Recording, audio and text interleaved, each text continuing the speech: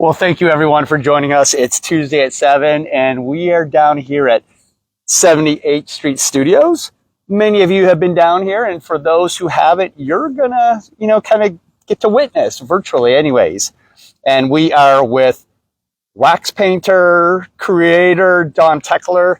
Hi, everyone. Nice to meet you. Thanks for having me on the show. Absolutely. For those who joined us last week, we were with Sam White, and he owns a small engine repair shop in Old Brooklyn. He's TikTok famous. TikTok famous. And so what we did is we kind of explored the creativity of putting your business out on the social platforms and seeing where that takes us. So, Sam, thank you so much for that venture. I mean, it was great. And if you haven't watched that one, catch it, because it's a really good one. And you might go, what do I want to know about small engines?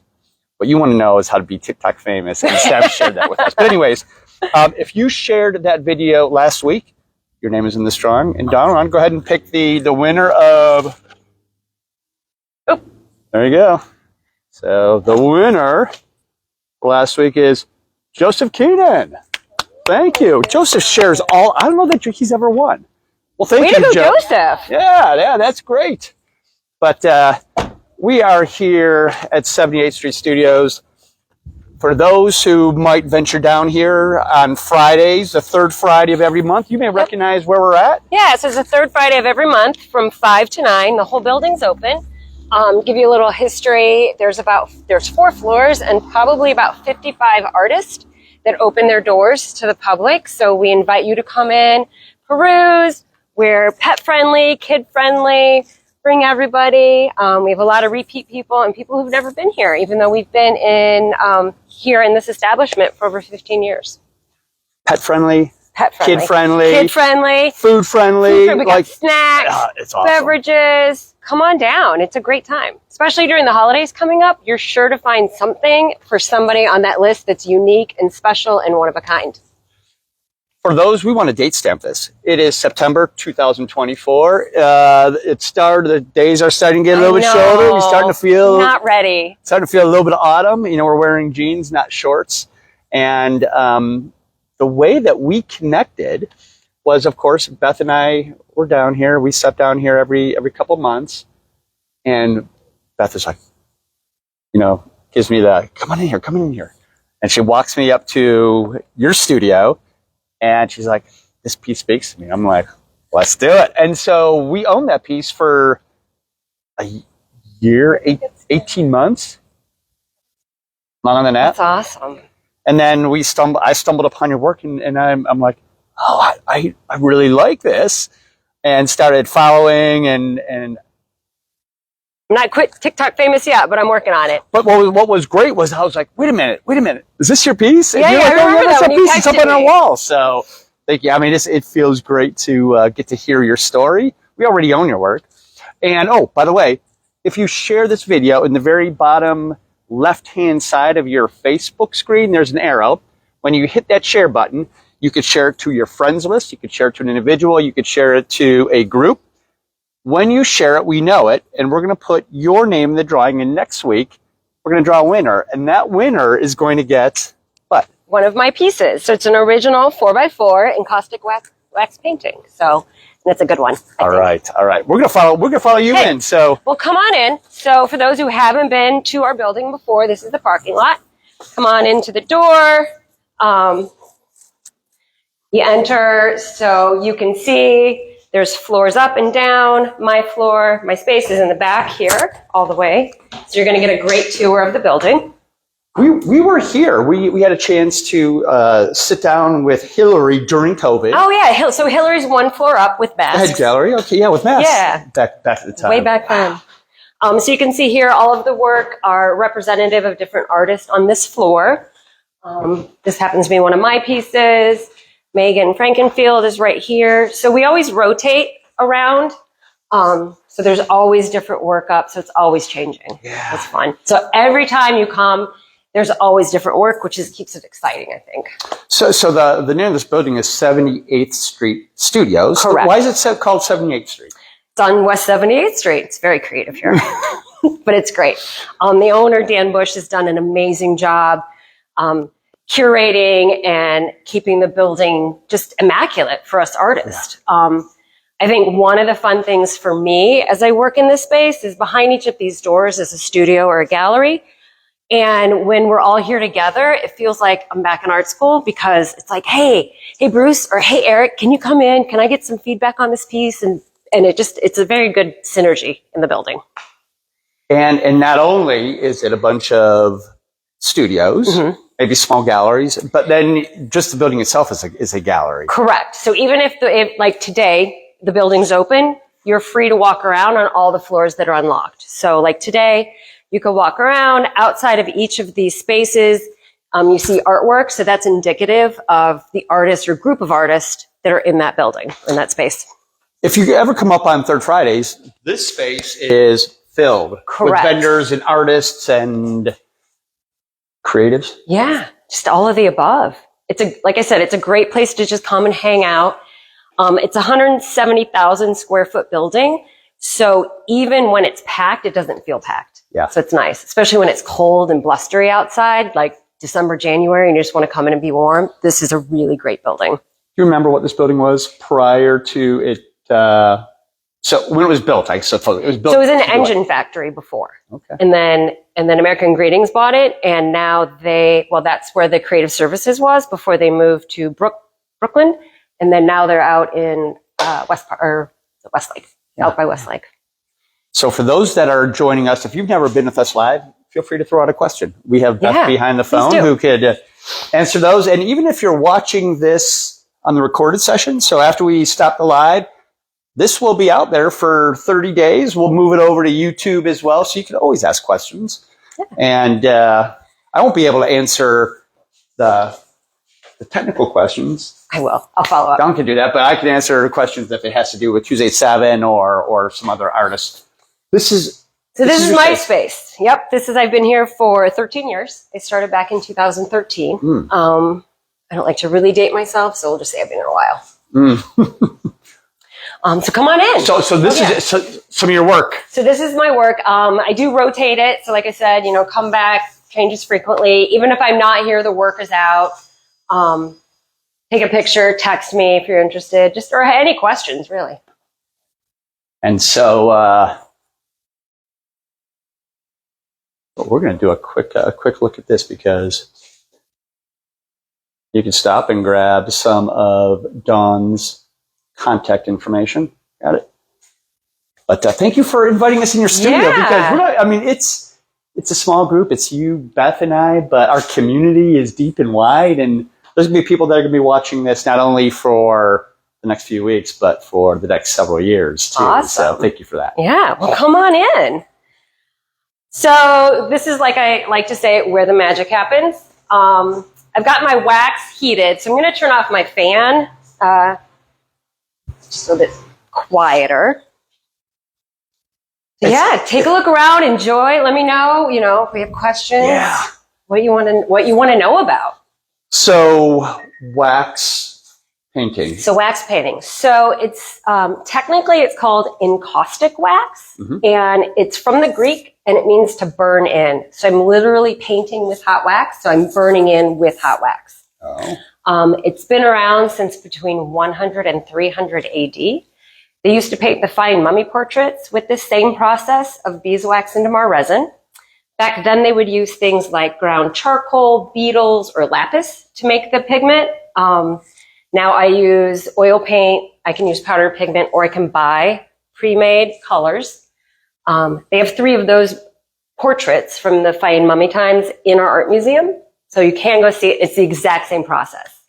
Here in the Cleveland Museum of Art. So it's downstairs in the Egyptian section, halfway down on the right. I see that you have canvas, and so tell me about what it is that you're painting on. Yeah. So I can paint on any sort of surface that has a rigidness to it, so the wax doesn't come off, right? So think of it like if you knock a candle over, you can pick it, you can like chip it off with like a credit card or something. So as long as you can't like bend the surface, it's good. It'll stick. Because right here, we're talking about metal, right? Yeah, so this one's on aluminum. I make my own mix of beeswax and Damar resin so I can control the ratio. So the more Damar resin you add, the harder it is, right? So like a candle. Beeswax is inherently soft, so you want to add that Damar resin to make it more firm. I use a little less Damar resin, so I have more pliable with the wax when I go in, and I can show you my technique. But I think it sticks better to a surface like aluminum versus wood, where wood will absorb and hold the wax better. So that's one of the bonuses of making my own wax medium, is that I have that flexibility. Yeah, yeah. I know there's going to be a lot of questions here, and we encourage you guys to ask them as well. Yeah, please do. Let's talk about the process. Okay. And then at any time, just stop us and go, point us, take us to, a piece of work, or, tell us about, the nitty gritty. Okay. Well, while we're here, do you want to look at, so if you want to look at the aluminum piece, the happy accident that happened a while ago, I'm going to turn the lights off because the aluminum reflects light like nobody's business, right? Because it's a reflective surface. And I had a piece that was on the wall, and the sun was setting because I have a north face. I have amazing light overlooking the lake. And there was a strip of lavender in the painting that lined up with the horizon. And I looked over, I'm like, I didn't put that there. Like, where did that lavender come from? I'm like, oh my gosh, it's the sunset outside. And then I realized I can really use the metal as part of the painting and really utilize how it reflects the ambient light, and just build my painting on top of that. When you see what that looks like behind the camera, it's amazing. You turn off the light and it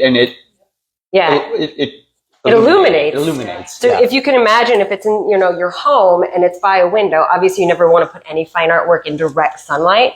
But as the light in the room changes, it really changes, and it's this amazing happy thing that happens with I think my artwork, meaning the wax, right? Because the wax is so responsive, it's got so much depth, and it can be translucent and opaque all in the same painting. And is there this piece here? Mm-hmm. That one's on aluminum as well. So I'll go ahead and turn the lights off on that one too. So just so you can see again how much it changes. Yeah, it sure does. If you want to know another cool little thing that I stumbled on, we can look at these two pieces over here. I was playing around with painting on a matte surface. So I started making my own gesso. And then I'm like, well, I want to do a colored background. Not sure if you're familiar with my actual degrees in photography. Oh, I did not know that. So I went to Cleveland Institute of Art back in old days when we didn't have digital, and so everything was in the dark room, and I missed that, like the dance, right? I missed being physical with my art. I didn't want to be behind a computer all day, right? Because digital it didn't translate for me personally. Yeah, digital art makes no sense. So to me, these really are reminiscent of negatives. And when I turn off the lights again, because of the matte background versus the wax, I think they just glow. It's kind of crazy how it looks versus as soon as your camera adjusts what they look like. So you mix your own gesso. Is this wood? So that's on wood. It's on wood. You mix your own gesso, and then I tint it. So I buy black acrylic gesso, and then I add joint compound. So that's my secret little hack. Instead of having to buy the really expensive encaustic gesso, you realize what you really want to spend your money on and what things that you can make yourself, so that you can kind of not have to be that starving artist so much with buying art supplies. Are there many wax painters here in Greater Cleveland? There are, actually, surprisingly enough. There's another one in the building, and then there's a couple other artists around Cleveland that paint with encaustic wax. A lot of people use it as a multimedia, like mixed media, because the wax is so versatile. You can sculpt with it, you can embed in it, you can build layers upon layers with it. So, and for those who might be looking, we were just looking at this through a camera. There's like topography here. Mm-hmm. There's some. You can layer it. It's so textural. Yeah. Okay, so the other thing I forgot to tell you about the wax, you can touch it. So because it's 100% archival, the oils on your fingers aren't going to damage the wax. Mm. So I have a lot of kids come in and I tell the parents they can touch the artwork and they're like, don't tell them that because then they want to touch all the artwork. I'm like, no, but you really can. And it's just so neat to see little kids go, oh, I could touch it. This is stunning work right here. That's the one where I realized the horizon lined up and it was lavender. So let me see if that one will work too. Because like you said, the sun's changing, so. Yeah. Yeah. Photography. Yes. Somewhere you're like, I'm going to grab that same teaching, right? Composition. So it's composition and lighting. The pieces, those two pieces that you're looking at right now, the blue ones, those are some older pieces when I started taking my photos and I would cut up the photo and I would collage over it. So like this section here is the photo, or up here it's that little section of the building and then that fence, and then I would paint wax over it. So I was learning about the medium. I learned how to, well, I'm still learning, right? I'm never done. But the more time I spend, the more I realize how far I can push the wax and like what kind of fun details and techniques I can just get out of it. Yeah, yeah. Thanks. Yeah, that top one is really cool. That one's on aluminum too. So the little bits and streaks that you see, that's the aluminum shining through.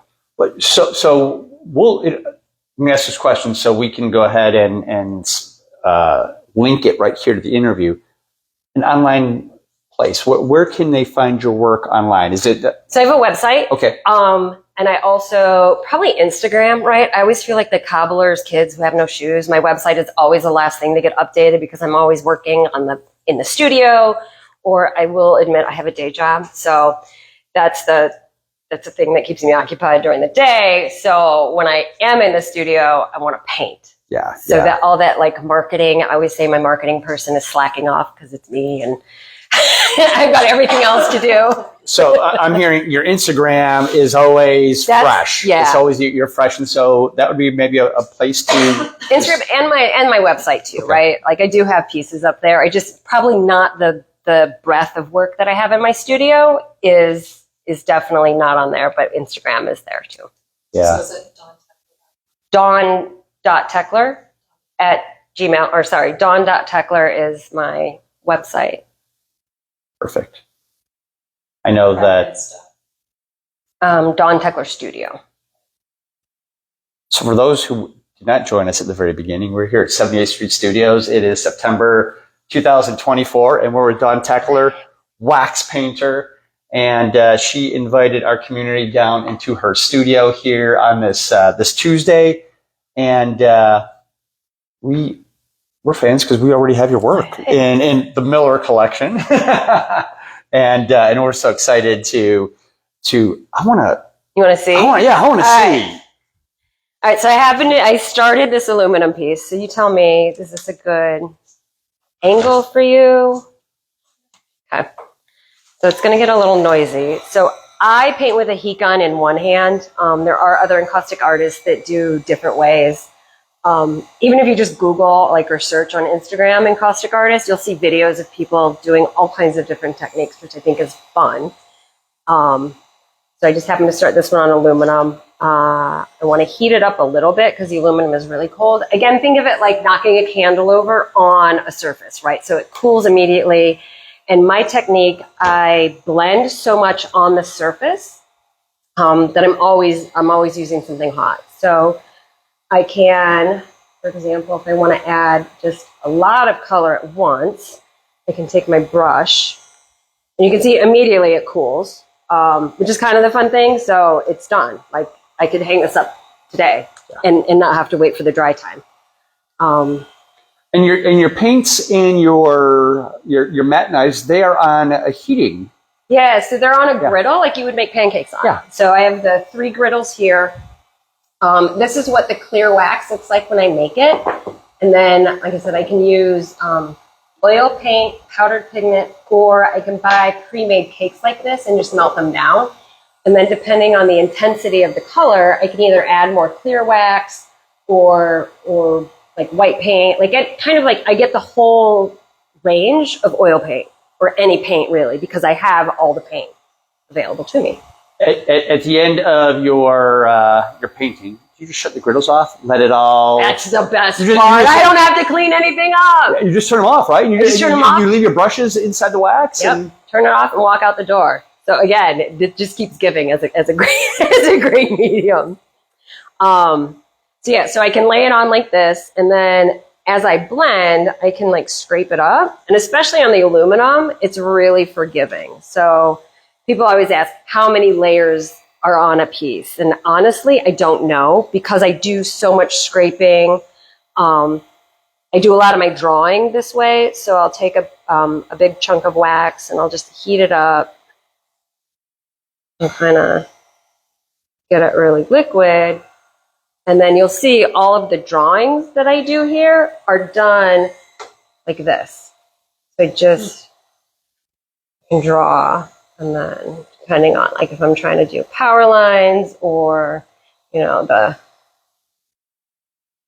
towers.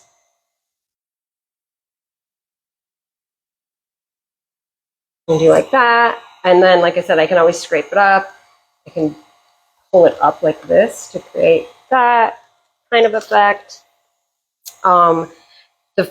The fun technique I was playing around with at the beginning of the year, which sounds like it was just yesterday, but I can't believe it's September already, so here we are. I gave myself an assignment to have fun. Like I just wanted to come in the studio and have fun. I'm sure people, you know, artists are always like, I paint the same thing, I get in this rut, and I wanted to snap out of it. So I started just literally kind of splattering the wax around. So I would take, say, a color like this. I would heat it up, and I would just kind of like do this splatter. And you'll see on like these paintings, that's how all of that splatter is done. So then it cools, and then what I can do is come back over it, cover it with a color. I will say it's nicer to paint when it's cooler, given that I have 3 griddles at 275 and a heat gun that's at 275. So it's August gets kind of rough in here. I bet. So I can let that dry for a hot minute or cool. And then I can go back over it. And as I scrape, I don't know if you can see it with the light. Oh yeah, you're scraping the... I'm scraping that brown off, and I'm revealing the splatter. Yeah.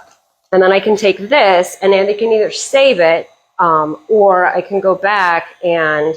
Because now it's got kind of a mix of that brown and the other colors. I can take it and I can start like doing, maybe this is the water, right? And so now I have the reflection of the exact same colors that I have above.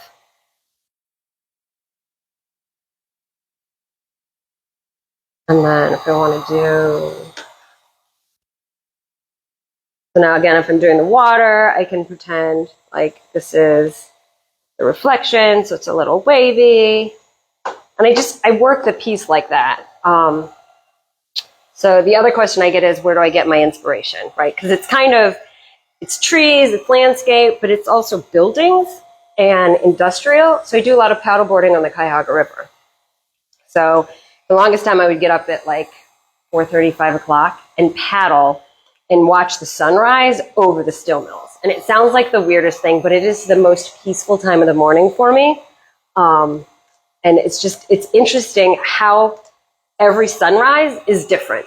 Yeah. It's amazing. And so I kind of got addicted to that. And also just the paddleboard was a great workout. It was a nice, quiet, meditative time. And then the rhythm of being on the board, you're always like this. I think it affects and influences the skylines, right? Like when you look at a skyline, obviously it has a rhythm to it, like the buildings create a rhythm, but then also add me on a paddleboard doing this. So I think I come back in here and that's what brings me back to my happy place. So you are grabbing inspiration while on the water, while paddleboarding, and do you take your camera out, or is this like, no, you're just taking these mental snapshots? And so I used to take my camera out and I would like photograph like crazy, and it never really captured what I saw out there. Because for me, I paint emotion and feeling and energy, and you just can't do that in a flat photograph, especially digital, right? That like it flattens everything out. So you had mentioned, I'm going to take a little bit of a detour here just for a moment, and that is, you had mentioned that that you have a different job during the day, right? Mm-hmm. And what is it like? Obviously, you've invested your time in a space down here, which is away from your residence. Mm-hmm. What is the importance, and why did you decide to grab a studio away from your home? So the real story? Yeah. I got 2 kittens a long time ago, and as soon as they started getting vertical, I was like, wait, I can't have cat hair with wax and brushes. So I ventured out. Plus, I just wanted to get my artwork out, and I didn't know how to do it. So this space came available, and I was lucky enough to get it. And yeah, like I said, 13 years later, here we are. 13 years here at 78th Street Studios. Uh-huh. And during that time, I would imagine that there's been a number of folks that have kind of come and gone, right? I'm talking about artists in other studios. Yes. You had mentioned earlier that the community is such where sometimes you'll grab some of your neighbors here and just go, I need some input. Like, what do you think? Tell me how that influences your work or how that affects your work. I think it definitely gives me a different perspective, right? So I was thinking about this earlier, how lucky I am to have that, because, artists can be very introverted, right? Mm-hmm. And there are artists that are reluctant to show their work. And I think you just need another set of eyes.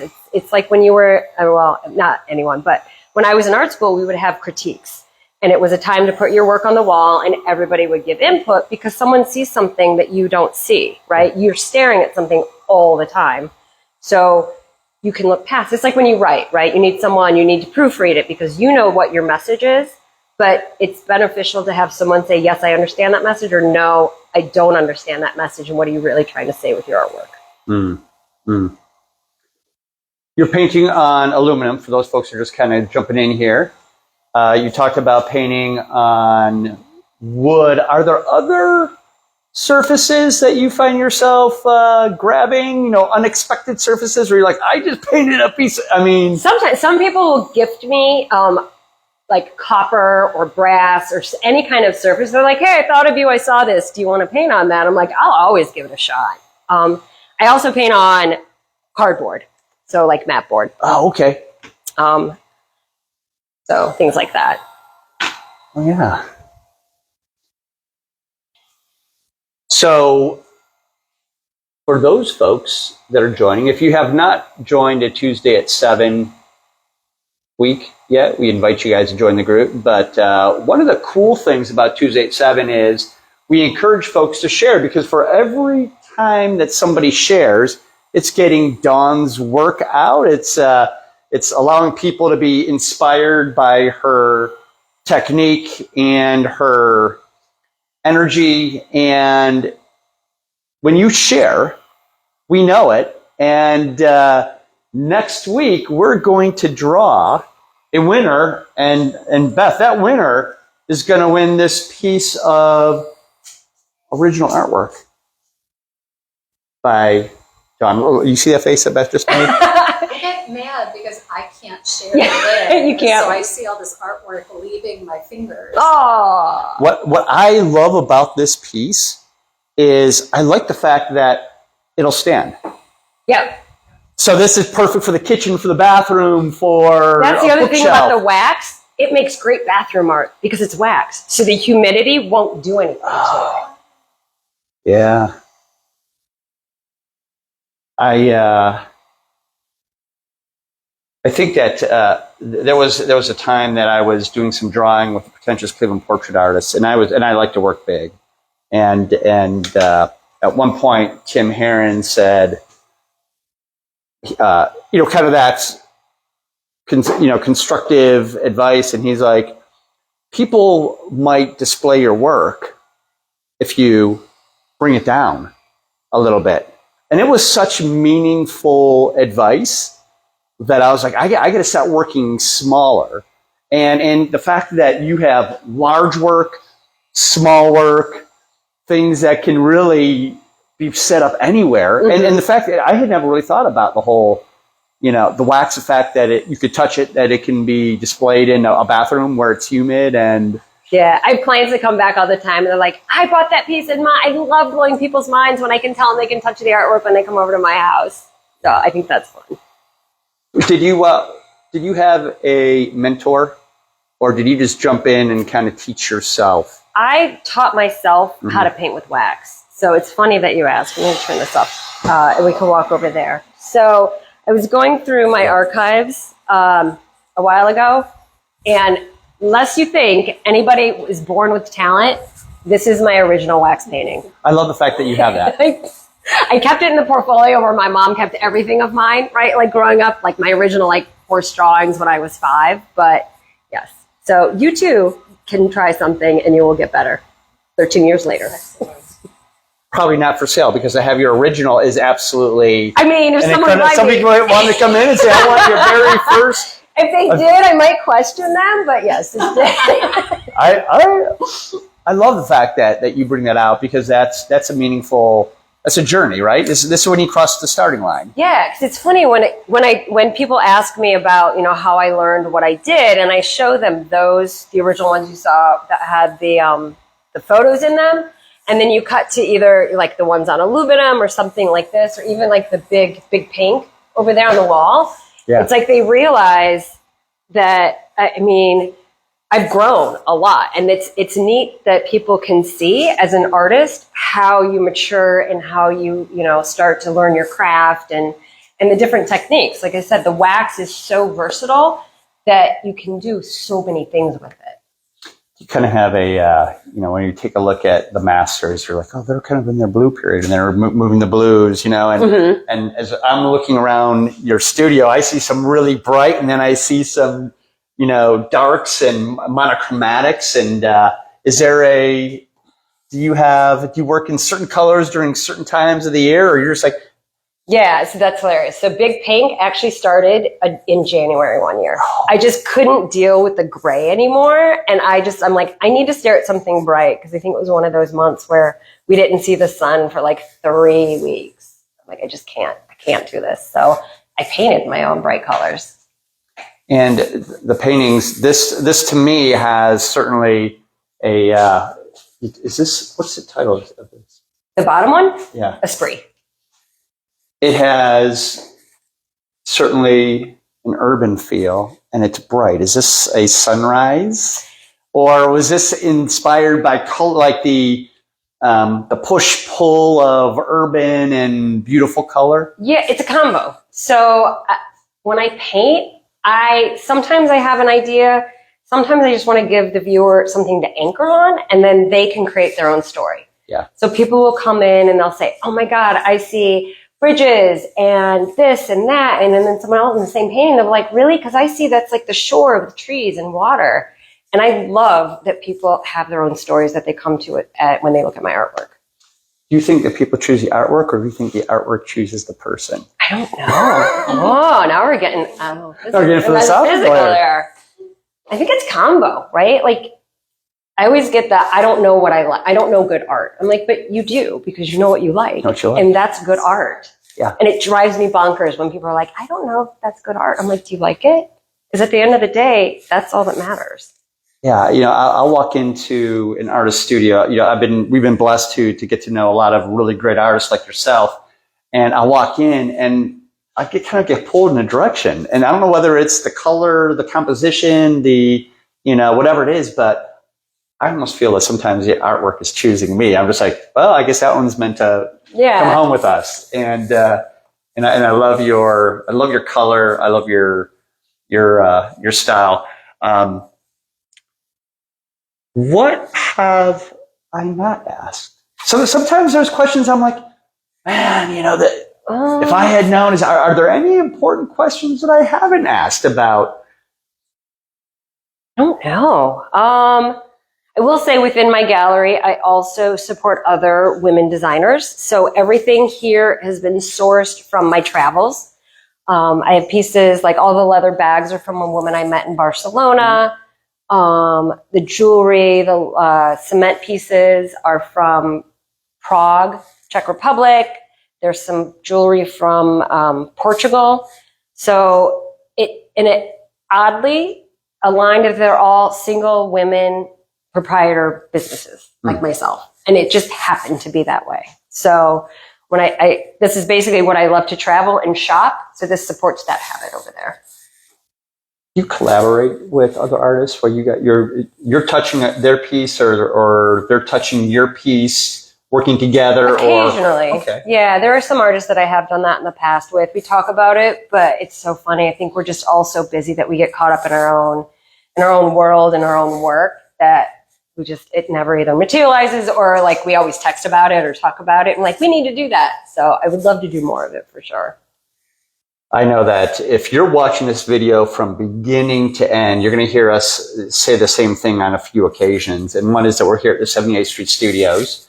And we actually purchased a piece of your work. The Millers have a piece of Don's work at a third, what was it? The first piece.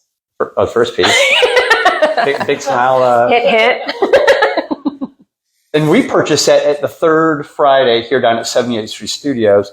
Tell us a little bit about that, about the chance that people can come in, right? Yeah. And along with telling us a little bit more about that, one of the things that I love is the affordability, meaning that people could come in and just go, I don't have $500 cash. You know, you're like, I mean, who does sometimes? Yeah. It's hard. Yeah.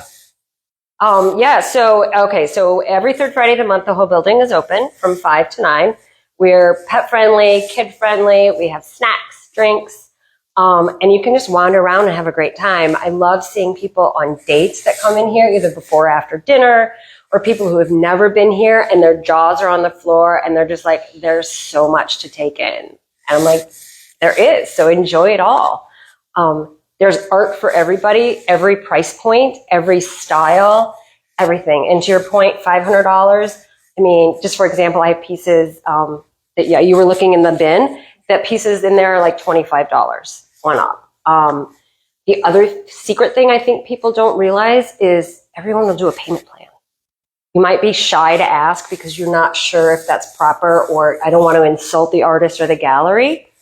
Not at all. I'll tell you, I do payment plans with my friends all the time when I have pieces that I want. And I just, we come up with a deal and once a month, every time I get paid and eventually the piece is mine. Yeah. And with we're tipping into autumn and before we know it, it's going to be winter and that's when the holiday season hits. Mm-hmm. So like, I think a lot of people, they're going on Amazon, mid December going, what am I going to buy for my loved one? You're like, well, plan ahead. You've got several Also, bring them here for a date night. Pay attention to what they like. That's probably one of my favorite things is when I see a couple or, whoever comes in and then I'll see someone else run back and they're like, here's my card. They want that piece. I'll be back. And I wrap it up and it's like for a present, for Christmas or whatnot, a holiday. And it's just cool because then that's something that they really wanted. And it's supporting local artists, right? It's supporting a local business, to your point. I mean, you can buy artwork at Target and Amazon, but did you meet the artist? Did you support them? Do you know that you're supporting someone else who's probably going to support somebody else in the arts? So it's cyclical and it really supports everybody that's involved. Beth, are there any questions that are coming out? There are any questions? I know that Beth has a lot of favorites and great questions. Anything coming from? It's almost all just been oohs and ahs, and everybody's saying, "Oh, I saw 3 things that I want."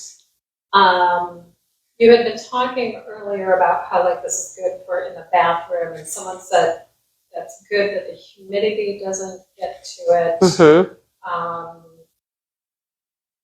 They asked just about heat. And you had said earlier that this particular kind of wax, for the most part, is not going to melt. Correct. So it melts at 175. It is 100% archival. I always joke that if it's 175 degrees in your house, please don't worry about my artwork. You should probably get out. But I'm honored if you're like, no, not the painting. But yeah, so like I said before, earlier, the history is amazing, right? So the Egyptians and the Greeks used to use this exact same process of beeswax and damar resin. It's 100% archival, melts at 175, and they have 3 of those portraits at our art museum in the Egyptian section, as well as, you know, any other institutes around the world that house Egyptian artwork. It's truly an amazing medium. I didn't notice it before, but there's some of these paintings, I mean. So that bottom one that's probably one of my original favorite paintings. When people are like, where's your favorite? And sometimes I joke that they're like children. Like one day I really love a painting and the next day I really want to put it in the corner because I can't. Like I just can't. But this piece I worked with a fabricator and he welded metal on a steel surface. So this is kind of patterned after the Cary blast furnace outside of Pittsburgh. And so then I waxed over it. And I think I had 5. This is the only one. This is funny. This is the original one. And for whatever reason, whenever I start a series, that first one is always my favorite.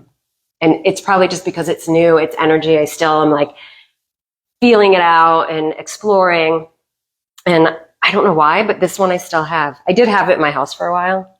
I very rarely take my artwork home. So there have been 2 pieces that I've taken home. It was this one and another one that I actually sold. But I love that this one has a metal frame. Yeah, as well. You know, they're fun to play with because my work is so industrial, or I should say some of them are. I can really have fun with the framing and either push that industrial vibe or do like just a simple floating frame, or they might not need a frame at all. So it really depends on when you find the piece that you love, do you want to frame it and frame it to fit your home?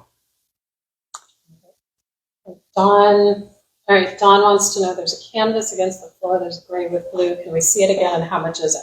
That one or the one on steel? I don't know. Probably that one, because that's gray and blue. So Dawn, there's this one here. So I will say that's a commission. So if you're ever curious how I work with clients, they will say, I really love a piece, or I bought, like to your point, I have a couple pieces, but now I want one that is for this specific area. This happens to be their backyard. Decided on a size. I went and visited, and they have this beautiful property that overlooks a pond, but there's houses across it. And I'm like, I don't want to paint those houses, because if I had this property, I'd want to be by myself and not see the houses. So I use that creative license to take out all the houses that they look at, and now they can look at if they were there by themselves. Excellent. A commission piece, right? Commission piece. So I do sketches, and I work with the client so they can, tell me things that they like and they don't like about the different sketches. The size. What they want it on, how they want it framed, if they want it framed. Is this one? So that's probably the one that was on the floor. On aluminum. It's on aluminum. I think it's almost done. I'm really taking my time with this one. I'm really taking my time with this one, but it's probably going to be around $1,200 to $1,300. Absolutely gorgeous. Yeah. So the other fun thing, so besides asking me how many layers are on a piece, right? I don't know, because I scrape it off, I put it back on. How long does a piece take? It's funny, people want to know an hour. Do I clock in? Do I write down this piece? Today I worked 10 minutes on it. Next week I worked 5 minutes on it. Do you count the time I put it away and I don't look at it? Do you also count the 35 years plus of art school and all the way up until I started this painting? Because everything I've done to that point has gotten me to that point. Yeah. So it's I can't say, and I think probably most artists are like that. I can't say, oh, that piece took 5 hours. That one took 2. Because they're all different. Yeah. And it's my experience. What advice do you have for somebody who may say, I'm gonna, I've got my day job, so I've got a way to pay the bills, but my passion is jumping, headfirst into the art, an art space. Find a studio, find a medium, find a way to put eyeballs on my work. Just start exploring. So if you've already created a portfolio or you have pieces, you can start looking for galleries that are similar to your work, right? You don't want, if you're a realist, you don't want to go to an abstract gallery, right? Because it's not a good fit. But just start getting out there and meeting people and looking for places where you think your work looks good And then, email the gallery with a portfolio and say, hi, I've never done this before. Can you give me advice? Do you like my work? Would you mind taking some time out to give me feedback? I mean, not everyone is going to be receptive, but you just have to be out there, right? It's like sales. It's like cold calling. You just get out there. You're going to get rejected. Everybody gets rejected all the time. And just don't take it personally, because it's not. People will come in here and be like, it's funny to hear on Third Fridays everybody's reaction, and they're just like, yeah, I could do that. And it's I love it, because it's true. People think they don't understand what goes into it. So, yeah. Or I love that piece, or little kids are my favorite. They're like, I like the colors, or yeah, I don't like that so much because it looks like this. And you know what? They're right. Like, again, when I want feedback from people, little kids are the best because they are unfiltered. Yeah, yeah. And they come from a sense of just like, that's what it is. That's what it looks like, and that's what it is. As we're kind of rounding third here in the interview, I had one other question. This is one that kind of pops in my mind every once in a while, and that is on the topic of series, because you had said like that one piece where you had that fabricated metal was one of five pieces. Do you have a practice or advice about doing a series? I think you said very often your first piece in the series is kind of the strongest piece. Is there something to be learned, or is there, is that something that you do? You're just like, listen, I'm going to do 3 pieces, 2 pieces, 5 pieces, 8 pieces in a series to learn something? Or are you like, It's a combo, really. So, like the series on black over there, the ones on the mat, somebody made me some frames, and I said, this would be really cool. I'm just going to do like 6 or 7 just to see where it takes me, right? And then I ended up doing a couple bigger pieces because I wanted to see what things look like scaled. Yeah. I don't know if I go into a series unless, I will say, I have a limited number of that surface. Like if I only have 5 pieces of copper, obviously I can only do 5 pieces unless I get more copper somewhere. So it really depends. Yeah. I know, I'm sorry. If people are like, I want concrete answers, I'm like, I don't know. I love the fact that you don't have a concrete answer, because you're like, listen, sometimes that series works, and sometimes I'm like, this was a bad idea, and I just scrape it all off, and there's a big blob of wax, and it turns black or gray depending on how much wax is in there. Yeah, yeah. I will show you. So yes. I have saved all of these cards, and these are all when I do paintings, when I scrape off wax, if something doesn't work. So I save everything. And another fun thing about the wax is that I can scrape all this off. I can add black, and then I just have big black, a big wad of black paint. You ever come back to something and go, man, I gotta pull that out because there's something here that I missed the first time around? Not on these so much, because they're literally me just, scraping. Yeah, scraping, and I'll just take the putty knife and like when I'm scraping this off. If I don't want to use it on the painting, I can take it. If I do this, and I can just do this. So these cards are literally color palettes of whatever painting I'm working on, which is also kind of neat. So I can save it. Like if it's a bigger commission piece like that one, I'll save those cards because then I'll have that color palette. So if anything ever happens and the wax chips, like it's at the home and they move and something happens and the painting gets damaged, we have the colors and I don't have to remix them. That's really smart. Thank you for sharing that. Well, I'll tell you what the way that I like to do is always just thank, our artists. Thank you, Dawn, for bringing this down here. Thanks for listening. I mean, I can yak all day, so I'm glad that you've allowed me this time. And it's inspiring, for somebody to bring us into their gallery, to share their stories, but then to give some little tips and tricks into how they use their medium. And guys, if you haven't heard, if you share this video and your name is chosen, we'll choose one name next week, you have the opportunity to win this original piece by Dawn. And your shares are probably some of the most important things. Besides Dawn's story, your shares are what spreads the interview, what spreads the information, what spreads the inspiration. So we appreciate your shares. Don, thank you so much for having us in the thank you guys. studio. I appreciate your time. We will see you guys next week.